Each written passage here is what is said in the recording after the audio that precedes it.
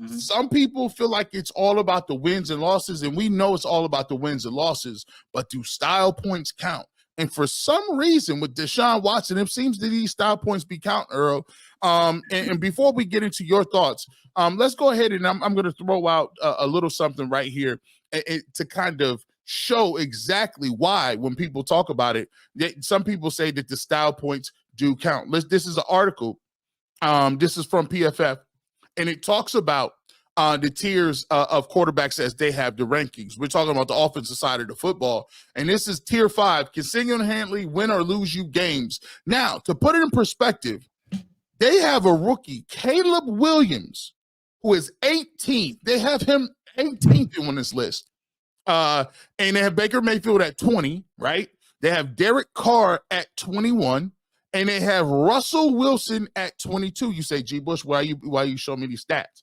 Because you got to go all the way down to 23 to find Deshaun Watson of the Cleveland Browns. It said Watson has been a disappointment since joining the Browns. He has played in just 6 games in each of the past 2 seasons due to suspension and with injury. He is coming off off-season and the injury to his throwing shoulder. His numbers reflect all of that. Watson's 58.7 cumulative PFF passing grade over the last 2 seasons ranks 53rd amongst qualifying passers. Still, his dominant days in the Texans uniform aren't not a figment of your imagination. Perhaps this is the year we see it again, through though he is running out of time to prove it. Now, Earl, with that backdrop is where we go to your argument, right? It's the great argument, and we got a clip right here that kind of gives you the microcosm of where we stand in Cleveland with Deshaun Watson. Just because Deshaun Watson put up big numbers and his team didn't perform well did not mean that that you either have a bunch of stats and your team sucks. No, well, that means if his stats are great, you go back and look at what the other pieces and parts were doing. Right. Did your offensive line work? Did you have a running game? What was your defense like? You can't put it all on Deshaun Watson and say he threw for 4,800 Wins yards. and losses is not a quarterback stat. It's a team stat. But just like everybody saying that he has to have the stats, those same people... Because the stats are going to translate to wins. But it doesn't always happen that way, Bull, is what I'm saying. Would, Earl. He didn't have a good team there. Of course it doesn't. More often than not, good stats lead to wins more than bad stats. Is that fair? Yeah, of course. So what are you talking about? But I'm not. But you're saying that he has to have top 5 quarterback numbers, and I didn't necessarily say top 5. But when I said that, you said yes, he does. Well, he's got to be top 10. Doesn't necessarily have to be 5. It could be 6. Don't turn the football over and come through in the clutch. I'm not saying Deshaun Watson could be a bottom 10 quarterback and the Browns have success. What I'm saying is he don't have to be a top 5 quarterback and the Browns can still have success. Earl the Pearl, go ahead, take the floor. And I thought you did a great job of speaking to the thought process that you said you was consistent. I always been about wins. Yeah, I mean, that's how I viewed this entire situation from the beginning. First of all, man, shout out to you, shout out to Bull. I thought it was a very, very spirited conversation. I got a couple of text messages after the show. I don't really read the comments for whatever personal reasons I have, but a lot of people thought it was some tension and beef there.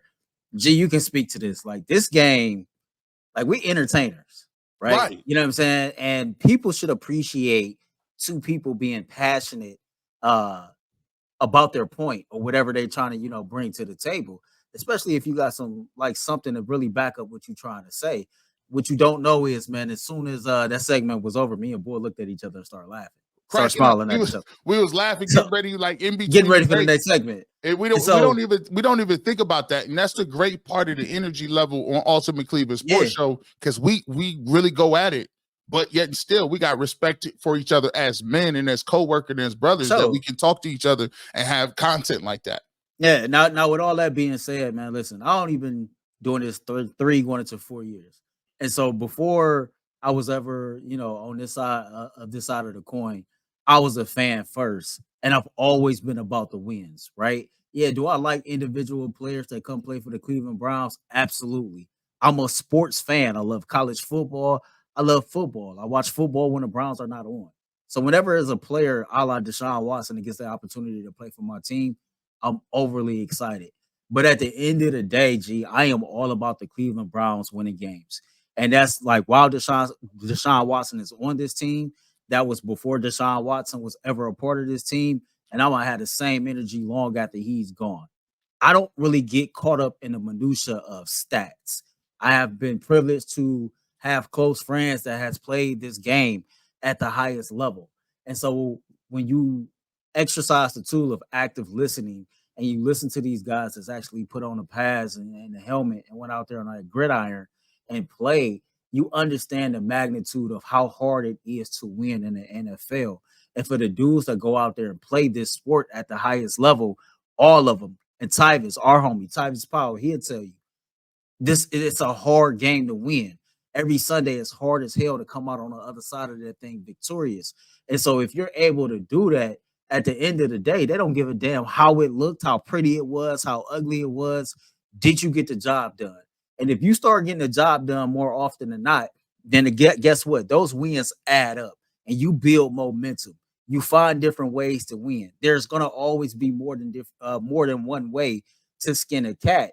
And I think that sometimes people get too bogged down on Deshaun Watson has to put up these crazy ass numbers for the Browns to have success.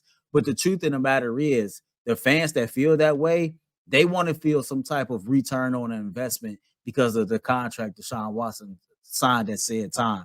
So for those people, they feel like because you signed for so much money and at said time it was the most and given out to a quarterback, whatever the case may be, that the only way to justify that type of contract for Deshaun Watson is that he turned around and had the stats. Me and Bull went at it all day. Bull said that he has to be a top 5, top 10 quarterback.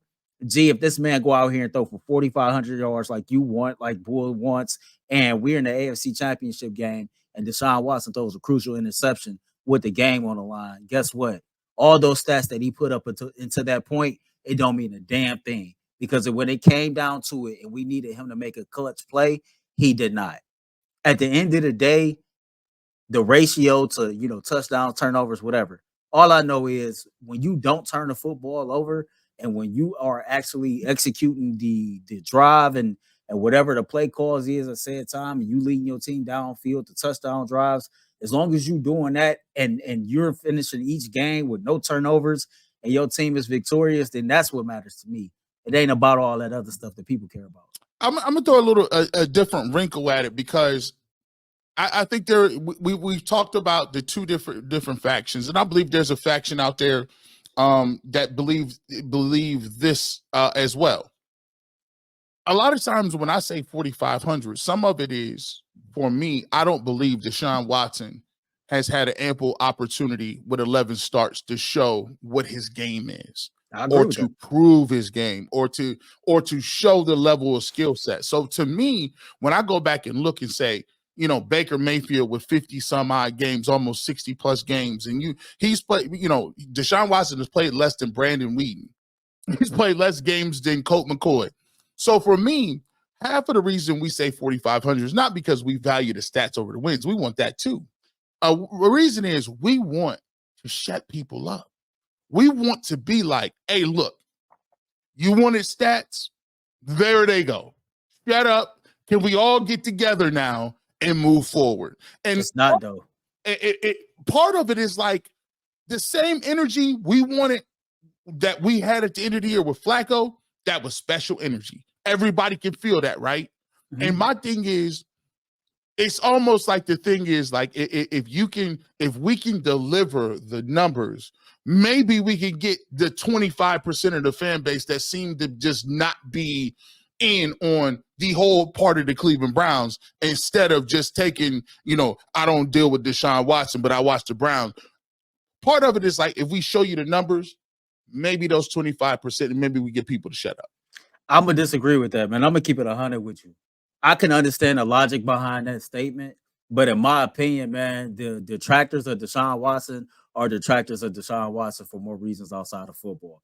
And those type of people who have made up their mind that they don't like Deshaun Watson, they don't give a damn about what the stats look like, no matter if that's what they mouth say.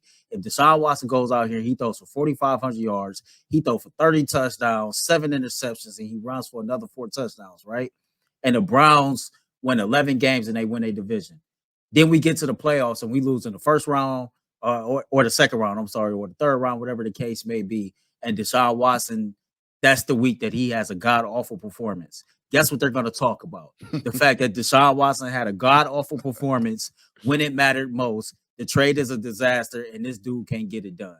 So to me, even if you get the stats, the people who have made up their mind about Deshaun Watson is still going to stay on the same trajectory that they've been on for the last 2 seasons. That's just how I see it. And so at the end of the day, that's why I put so much emphasis on the wins. Because if the Browns win the Super Bowl, I'm telling you, G, they're not going to care about what his numbers look like. They're going to care about the fact that, you know what, after everything that we'd have been through with Deshaun Watson in the Browns uniform, this dude led us to a Super Bowl. And you know what? I'll go back and watch the episode that we did with me and Quincy Carey. We're talking about the same topic. We're much more in depth with it. But you played a clip in that episode where he said, you know, it's hard to replace you if you're winning. Hey, when you hold that trophy up, can't nobody really say nothing about the trophy. We all agree with this. The end all be all is the Lombardi. And if you got that thing, you got the hearts of the people and you got that job sold up. So that's the ultimate goal. Let's